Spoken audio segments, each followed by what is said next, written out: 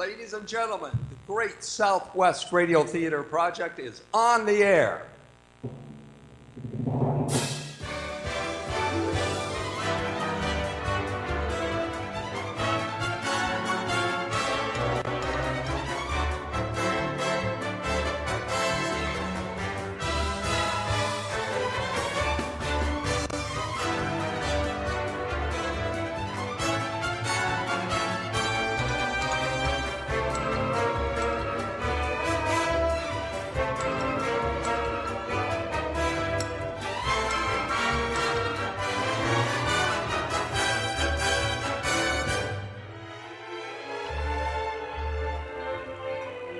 Tonight, the Great Southwest Radio Theater Project presents an evening of radio mystery drama featuring 3 chilling suspense stories entitled A Mile Wide and a Mile Deep, The Devil in the Deep Freeze, and Calling All Souls.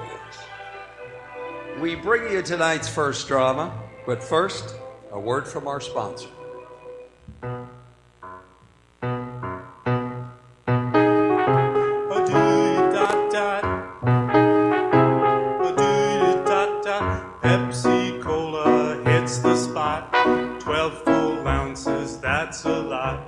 Twice as much for a nickel, too. Pepsi Cola is the drink for you. Nickel, nickel, nickel, nickel, nickel, nickel, nickel, nickel, trickle, trickle, trickle, trickle, trickle, trickle, trickle, trickle, nickel, nickel, nickel, nickel, nickel, nickel, nickel, nickel, trick. Whether it's in a chilled bottle or at the soda fountain counter at your favorite drugstore, drink a cool, refreshing Pepsi Cola today. Pepsi, the nickel drink for everyone.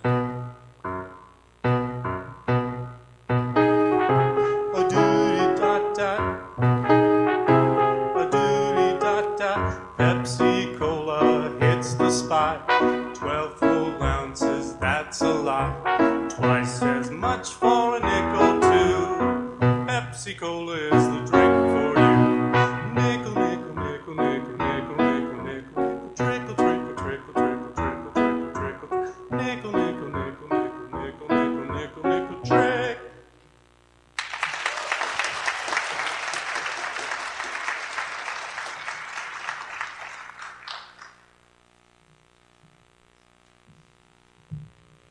Quiet, please. Quiet, please.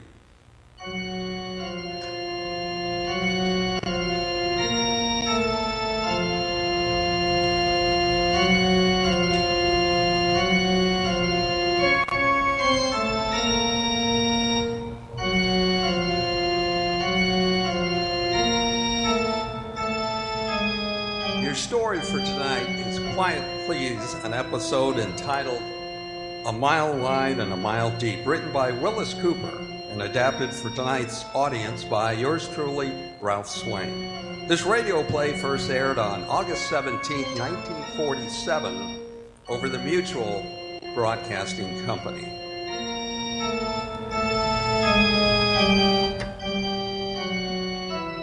How old would you say I am there, partner? I'll bet you couldn't guess in a million years. This beard would fool you, and all the gray hair. Well, they say sometimes a real shock will turn it all gray overnight. I suppose this is quite a set of whiskers, but you'll probably guess me what? 60, 65 years old? Well, I'm not 60 or 65 years. Nope. Can't guess, huh? Well, I'll tell you, I'm 35. You wouldn't think it, would you? Yeah, frankly, everybody where I come from wears a beard. Arizona. Pinal County. Yep, Ray, Arizona, a mile wide and a mile deep. Well, the city of Ray isn't exactly a mile wide and a mile deep, but the copper mines go down through that solid rock for more than a mile below the Dripping Springs Mountains between Tortilla and Pinal Ranges. See, the mountain that Ray sits on was pretty near solid copper once. Still a lot of it there. But in 70 or 80 years, they've cleaned out a lot of it too. That mountain's like a honeycomb now, with drifts and stopes and tunnels and crosscuts going every which way down under. Miles and miles of tunnels bored out of living rock about 1 million levels. Used to be they had a joke to tell visitors to the mine. "Where's the nearest saloon?" one fellow would say. Another would come right back and say, 1 mile from here, straight up. True, too. Gives you a funny feeling, doesn't it? Speaking of saloons, probably the only thing the town of Ray is remembered for, besides copper, is the shootout in a saloon back 1911 when Deputy Sheriff Ed Drew was gunned down. He was also in the mining business for a while. But back to copper mining. If you're underground, you can think about the people up top riding around their automobiles, buying groceries, talking to people, all that. Never given you a thought, maybe.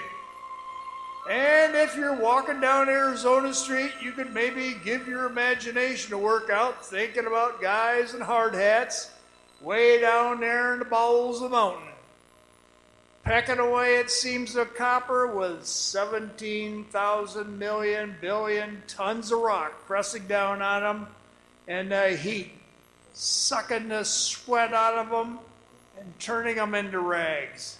Yeah, I should say so. Oh, it's different today. Mines are air-conditioned now, mostly. They've got ventilating plants 3/4 of a mile underground that serve a town of 2,000. Great big rooms full of machinery, 40, 50 feet high, and every bit of it brought down piece by little piece down a shaft maybe as big as your kitchen door. You'd be surprised what men and machinery can do, partner. And then again, you'd be surprised what men and machinery can't do. A mile underground, I found out. I'll say I found out. I found out the hard way, partner.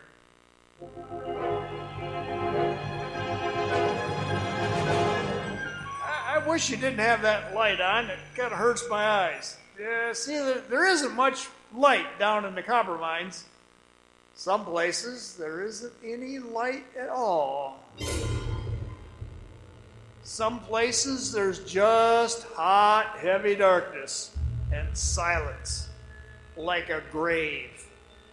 Only in a grave, there's a nice heavy coffin to keep the earth from pressing down on you. Down there, there's nothing.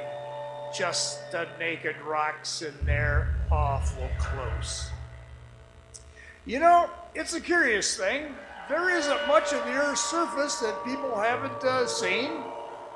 Oh, sure, there's a few blank spots on the map. But throughout the millions of years the Earth's been here, people have learned a lot about the outside. They've even got a pretty good fair knowledge of what's down in the ocean. But the inside of the Earth, you don't know much about that, do you? See, the Earth's about 8,000 miles from one side to the other. And a few people have been down maybe a mile and a half.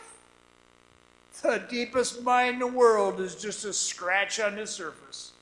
The rest is a mystery. There's a few people who have a pretty good idea what the rest is like. There's maybe a half a dozen who know. Me, for instance. I know. That's what I want to tell you about. It was January 26, 1932. Oh, it doesn't seem like 16 years ago. It seems like 600. My father was an assistant superintendent at one of the big mines, and I pretty much had a run of the place. They used to let me guide parties of tourists down below, take them down and answer all the silly questions. See that they didn't get lost or smacked by a carload of ore or lose a shoe in the mud, you know. I knew that mine pretty well, just about as well as anybody. Nobody, though, knows all the passageways down there. I told you, there's hundreds of miles of them that are known. There's also some that nobody knows about. Well, I had a party down to 37-foot level, 3,700-foot level. 8 of them. I remember 4 women and 4 men, politicians and their wives from Pennsylvania. And Louis Sullivan was with me. He's a lad about my age that I used to run around with. It was his first time underground. I asked him to come along 6 times, but he always turned me down. Claustrophobia. Isn't that what you call it? Fear of enclosed places? Yeah, I can still see Louis standing there with a raincoat on. It's kind of damp down there, you know. Hard hat with a miner's lamp on it. Breathing through his mouth and the sweat pouring down his face as I dropped the gate on the cage and rang the signal to take the party away. Hey, wait, ain't we going? The cage is pretty full there, Louis. It'll be right back down again. I don't like this, Link. Cut it out, Louis. I can't breathe down here. Keep your shirt on. We'll be out in a few minutes. I don't like the cage either. Well, it's the only way to get out. It goes way too fast. You'll get used to it. Not me. You're never going to get me down here again. How long before the cage will be down again? A few minutes. Oh, say, you want to see something? See what? There's some Indian writing. What Indian writing? Over here in the crosscut. I don't want to see it. Oh, come on. We got time. You really got to see this. What is it? Well, nobody knows. When they headed this crosscut about 8 years ago, they busted right into a tunnel that was already here. What? Yeah, can you imagine that? 3,700 feet underground, a blind tunnel. You're crazy. I'm telling you, and Indian writing's on the wall. I don't believe it. Come and look. It's right here. I'll take your word for it, Link. No kidding. I won't let you get lost. Come on. Well, you go first. Well, light's your light. There's no light in there. Listen, Link. Come on. The cage will be back down in a minute. Hey, wait for me. Well, come on. Where are you? Here, come on. Gee, don't go away like that, Link. Oh, light your lamp. Here, I'll light it. Hold still.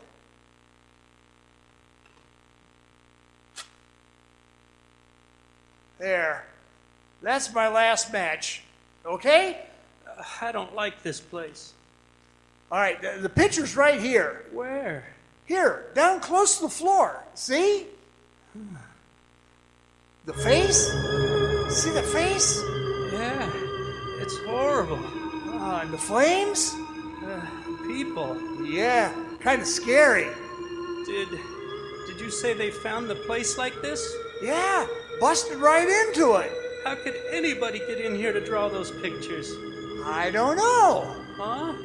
Well, nobody knows. There must have been a passage of some kind up to the surface at one time, I suppose. What? What do you suppose it means? I don't know. Where does this tunnel go? I'm going to find out someday. Hasn't anybody been down there? You couldn't get one of those miners to go down there for $1 million. Nor me. Well, I'm going to explore it someday, by golly. Well, you can do it some other day. Let's get out of here. Well, why don't you come with me when I do it, Louis? Listen, Link, if I ever get out of here, you're never gonna get me down here again. Not never. Oh, don't be such a sap. Come on, let's go. I got a belly full. I'm scared. Well, what are you scared of? What's there to be scared of down here? Sure. What was there to be scared of? The entrance to the lighted drift we'd just come from was only 20 feet away. The cage to take us back to the service would be there in a couple of seconds.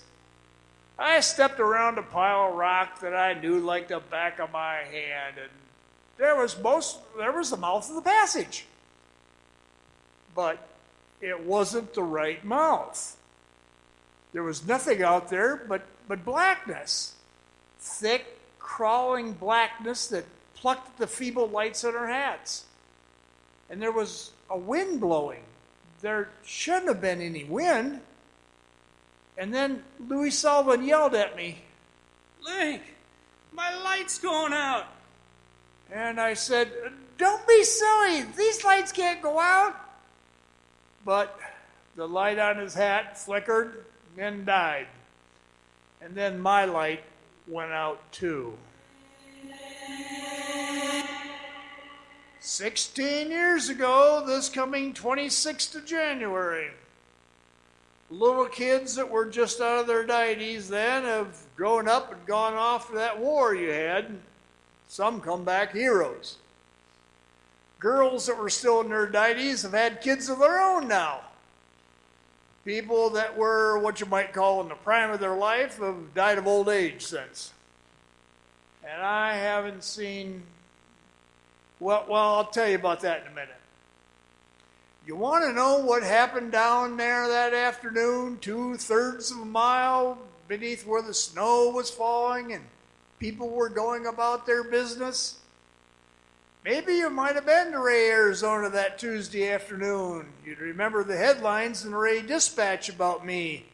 Lincoln Penderas, Jr., son of the well-known mining executive, and Louis W. Sullivan, son of Mr. and Mrs. Vincent DePaul Sullivan, about us being lost. I heard about the search for us. It was one of the biggest, most frantic searches in the history of Arizona. It went on for weeks almost. They scoured every inch of the workings except the tunnel where the Indian pitchers were. You couldn't get those miners to go in there. And of course, they never found us. I don't want to get too excited and emotional about this, partner. It would be so easy, too. And maybe before I get through, I may blow my top. If I do, you just go along with me and listen. I don't know whether you're going to believe all this or not, and I don't particularly care. I've got to get something off my chest, and that's what I'm up to. You can flip off your radio when I get done, and you can say, "That guy's nuts," if you want to. It isn't going to make a particle of difference to me. I happen to believe what I'm telling you, because I've seen it. But you make up your own mind. Only thing is, I want you to remember I didn't get excited and holler at you, trying to scare you. So, take it or leave it, partner. I'll personally feel a good tell better for having told you, and that's enough. So, our lights went out. So we weren't where we thought we were at all. We were lost. 3,700 feet down in the earth. And I'm scared. Only I know if I let Louis know I'm scared, there's going to be trouble the way he is. So I said, "Give me a match, Louis." I said, "I'll light our lamps again." I haven't got any matches. And then I remember that the match I used before was my last one, so I didn't say anything for a minute. Pretty soon, Louis began to cry in the dark. I tried to shut him up, and I said, "Hey, cut it out, Louis. They'll be back here for us in no time." And Louis kept right on crying. And I said, "Louis, you hear me? We'll get out of here before dark and we'll drive over to Globe we'll have a big Italian dinner. I said, we'll have spaghetti and some of that hot sausage with peppers, and we'll have a big veal cutlet and ravioli. We'll get Dominic to break out a bottle of Barbera. And all the time I'm talking, I'm getting hungrier and hungrier. And Louie sitting there in the dark, kind of crying. Mama. And I go on talking about food and red wine and stuff. And pretty soon I notice Louie isn't crying anymore. And I stop and I listen. And I figured I've talked him out of his crying for a while, and I say, how about it, Louie? You gonna go for that, huh? The globe business? Louie, say something, will you? Has the guy fainted? Louie, where are you? Listen, Louie. Don't do that to me. I can hear you breathing. That isn't Louie you hear, son. Who are you? Tom. Who? Tom McDonald. Tom McDonald? Where'd you come from, Tom? Back there. Well, where's Louie? He went back there. Back where? Down the tunnel? Mm-hmm. By himself? Mm-hmm. Why, he was so scared. He's not scared anymore. Well, that's funny. Say, I'm really glad you came, Tom. Well, sure. You got a match, Tom? Match? No. Well, how am I going to light my light? I don't think you're going to light it. Well, how am I going to get out of here then? What? I said, how am I going to get out of here then? Oh. Why, I don't think you're going to get out of here. What'd you say? Come with me. Where? With me. Come on. Well, where are we going? Back there. With Louie? With all of us. All of who? Come on, Link. Where are you? Right here. I hear you breathing, but I can't see. That's not me, Link. What? Well, who else is there? Who is it I hear? Tom, answer me. Why, son, that's the earth you hear breathing. And that was when I remembered that Tom McDonald had been buried in a cave-in the year before. They'd never found his body. I sat there in the dark for a little while. I guess before I spoke again, unless you've been down there, you haven't any idea how quiet it is that far underground. There isn't any echo when you speak. Your voice is just as flat as if you're talking into a blanket. And you think you hear things, you think you hear somebody walking in the dark, and you listen. And it's nothing but the blood pounding in your ears. You listen close, and you hear a sound you've never heard before in all your life. The sound of your heart beating. And in the dark, with your matches gone. And somebody there with you that says he's a man that's been dead for a year. He didn't speak for quite a while either, and I didn't know whether he was still there or not. So I called to him. Tom! I said, Tom McDonald! He didn't answer. He was letting me think things over. Letting me decide I'd better follow him if I ever hoped to get out of there.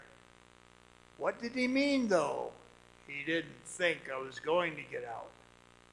Where did he want me to go? And I thought of the Indian pictures, that terrible face, the flames, the figures of the bearded men. what else was there back in that tunnel where Tom McDonald wanted me to go? I felt the hair begin to rise, and he spoke to me again, right in my ear. Come on, Link. Get up. So I got up. I listened for his footsteps. I heard him speak again, Come on. and I made up my mind I'd follow him into the blackness. I smacked my head against the walls as I followed Tom's footsteps going down the twisting tunnel. I stumbled into black darkness, and I called to him, Tom! Hey, Tom! And the only answer was plodding footsteps ahead of me. What could I do? I didn't dare to stop. I had to follow him. And he walked on, and it was always downhill. I was so tired I could hardly take another step. And there seemed to be a little glow of reddish light ahead. And the footsteps went on. And I wanted to stop and rest, but I could hear him ahead of me. And somehow I knew if I stopped, I'd never catch up with him again. And then the footsteps halted, and the voice spoke again. Stop right there, Link. Are we nearly out of here, Tom? Be still. And the little glow of reddish light began to grow brighter. And I looked around to see where it came from. I looked around to see who this was that was pretending to be a man that was dead for a year. I looked around to find my friend who had disappeared in the darkness. And there wasn't anybody. I stood there alone, and the light got brighter and brighter, and I heard Tom's voice. Don't move, Link. And I heard Louis Sullivan's voice. Don't be afraid, Link. And the light got brighter and brighter, and I still couldn't see anybody. Then suddenly it seemed like the great curtain was flung aside, and the place was brighter than day, brighter than 10,000 days. And I heard Louis' voice. Stand still, Link. And I heard Tom McDonald's voice. Look down, Link. Look down. And I looked down. I looked down into the flames that leaped at me from 1,000 miles below me. Red and green and blue and colors I never knew existed. It's like looking down from a mountaintop on the whole world afire. And the flames leaped and pulsed in the beating of a great heart. I looked at them there below me and saw. Watch, Link. Watch. Watch. And in the sea of flames below, I thought I saw a face. A face that filled the whole world, it seemed. And it was a cruel face, but somehow a serene face. And his eyes gazed into mine, and then it faded. Then I heard the voices again. You saw her, Link. We saw her. And I tore my eyes away from the flames below, and there stood Louis and Tom McDonald. And I said, without any surprise at all, yes, I saw her. It was the face in the Indian picture back there, wasn't it? You saw her. Who is she, Tom? Why, that is Mother Earth, son. No, I wasn't surprised. Tom McDonald stood there on the brink of that sea of flames and looked at me and talked to me, and I knew it was Tom McDonald, even though I knew Tom McDonald was dead. I recognized him. Tom McDonald, when I knew him, had been clean-shaven. Now he's wearing a beard like some patriarch out of the Holy Writ. But there was no doubt in my mind. I could hear that dry voice of his as matter of fact as it had ever been. The Earth lives, son.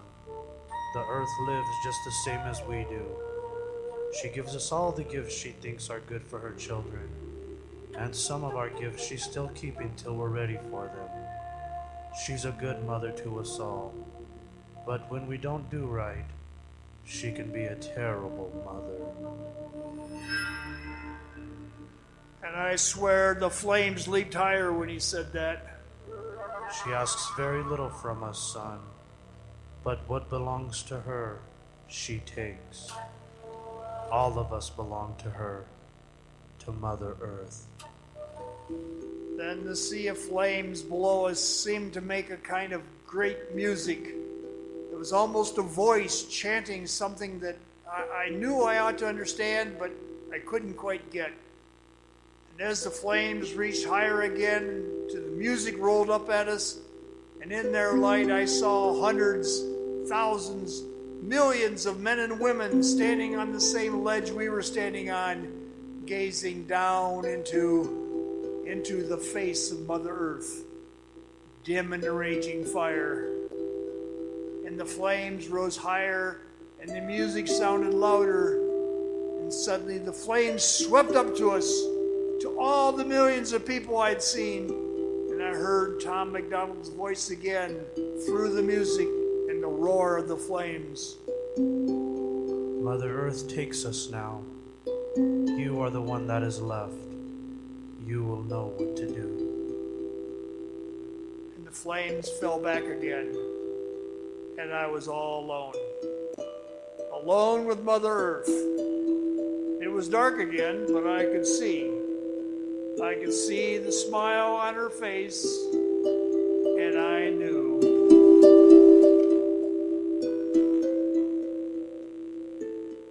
And so I've come to tell you, partner. I said I don't care whether you believe me or not. I know what I believe. I know what I learned. I know that this place under the town of Ray, Arizona, Pinal County, population in 1940 around 1800, I know that this place is not the only place in the world where there's a gateway to Mother Earth and her fires. I know there's one back of a certain hangar in Tempelhof Field in Berlin. I know about one near Mono Lake in California. There's one a few miles from Sedona, Arizona. There are many others. No, you can't find them, partner. And the reason why nobody has ever heard of them is simple. Have you guessed it? That's right. Nobody has ever come back to tell about them. There's just one or two other things to tell you, and then I'll be going. Every year, one of these, I'll call them gateways, every year one of these gateways supplies the people from Mother Earth. It was Ray, Arizona's turn in 1932. Last year, they came from a place in Mexico near where there's an ancient Mayan ruin. In the years between, we who are left go out and bring people back to our underground caverns to wait. You've heard of people disappearing. There was that man that disappeared from room 307 to the Coolidge Hotel in Coolidge, Michigan, or Coolidge, Arizona. A girl named Lucianne from down on East Main Street in Casa Grande. People who drop out of sight and are never heard of again. That's what's become of them. They belong to Mother Earth. Incidentally, remember I told you about the gateway behind that hangar on Tempelhof Field in Berlin? Wasn't there a man and a woman that disappeared a couple of years ago in Berlin? Quite well-known people. Don't worry about them. They belong to Mother Earth, along with all the rest. This year it's our turn again in Ray, Arizona. We haven't got quite enough people yet, but we'll get them. Mother Earth takes what belongs to her. So maybe some night you'll wake up suddenly in the dark and you'll hear somebody breathing when you know there isn't anybody there. Maybe you'll believe me then. Maybe. We'll see, won't we, partner? You